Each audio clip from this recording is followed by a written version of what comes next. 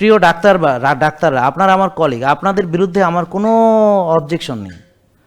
আমি সিস্টেমের বিরুদ্ধে অবজেকশনটা দিচ্ছি। এটা তো আপনার দোষ না। আমিও তো ওভাবে বহুদিন রুগী চিকিৎসা করেছি।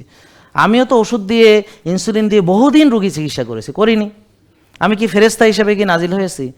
আমি বহুদিন করেছি, আমি যেভাবে বুঝেছি সেভাবে করেছি।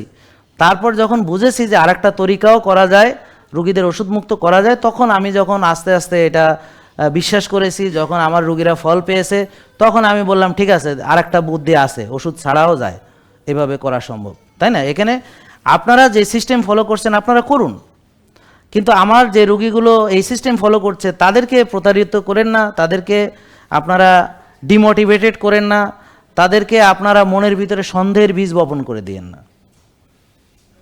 আর সবচেয়ে বড় কথা হলো, আপনারা মুক্ত মন নিয়ে ভাবুন তো যে আসলে আপনাদের একটা রুগী কোনো ভালো হয়েছে?